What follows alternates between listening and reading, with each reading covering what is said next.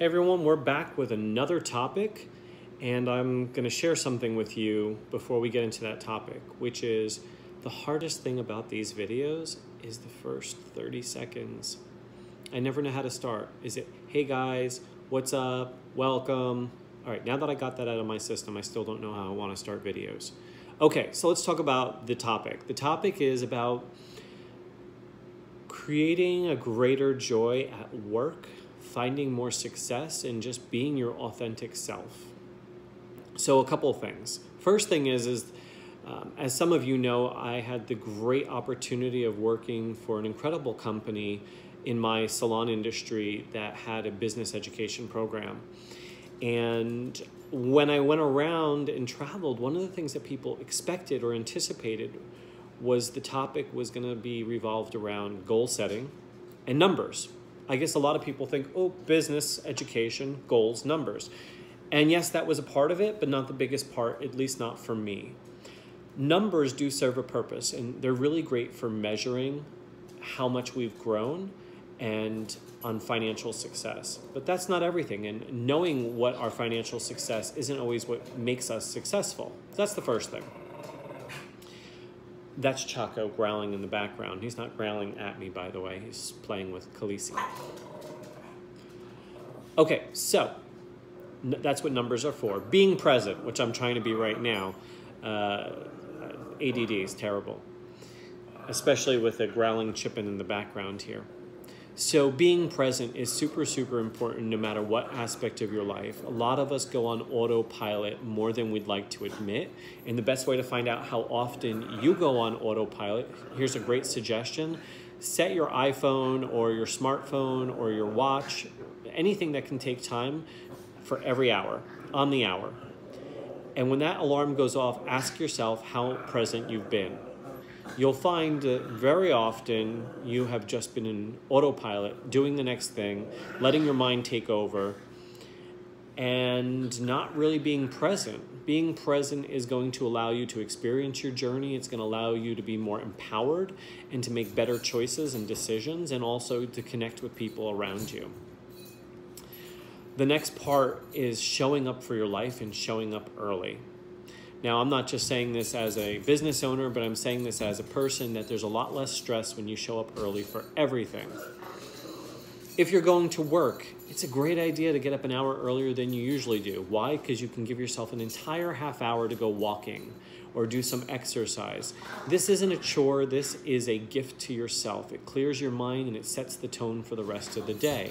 Showing up 15 minutes early for work rather than showing up at the time expected is good for you, the people you work for, and the people that you are going to be servicing. Are you kidding me? You guys, I'm doing a video. All right, so it's going to take out this unnecessary stress that doesn't need to be there. And all you have to do is wake up a little bit earlier. Try it for a week. See if it makes life a little bit better. That's all I'm saying. It's just a suggestion. What about taking care of yourself? Something as simple as taking a 30-minute lunch. Now, I don't know about you guys, but in my industry, watching a hairdresser eat is like watching Animal Planet. I mean, they are gavones. They devour things in 5 minutes, and then they wonder why they have agita for the rest of the afternoon. Eating slowly, taking some time for yourself, resetting in the middle of the day, lunch, dinner, whatever it is. Take a few minutes, 30 minutes preferably, to just sit, relax, enjoy your meal, and reset yourself. Super important. What about maintaining your values? Whoever thinks about values in the workplace? Well, you should. Who are you as a person? Are you an honest person? Are you an honest person? Are you integral? Are you loving? Are you a person of service? Are you only that person at certain times? Listen, I'm going to tell you something. If you want to go to bed at night feeling good about yourself and you want to wake up feeling proud and excited for your day, you have to take those values to every aspect of your life. It's not like you show up as one person for one situation and then you show up as a different person for another situation. That's insane, and it creates conflict and it creates disharmony. The only thing different about me from work as opposed to being at home or with other people is that I clean up my language. I'm still the same person, and I bring my values everywhere. It's not something I'm willing to compromise on, and I don't think it's something you should compromise on either. Be the person you want to become. What does that mean? Well, I'll give you an example. If in your company you have 3 levels and 3 tiers, if you're a level 2 or a tier, or you're at whatever position you're in and there's another position above you, you don't stay acting like the position you're in. You act like the next position or the next level. That's the way you get there. Don't wait until you get there.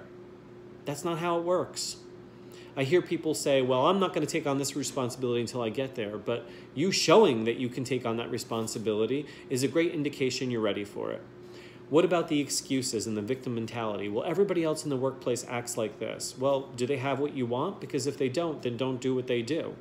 You want to join the party, then you're going to get what they get. Surround yourself with people who have what you want. Mentor others.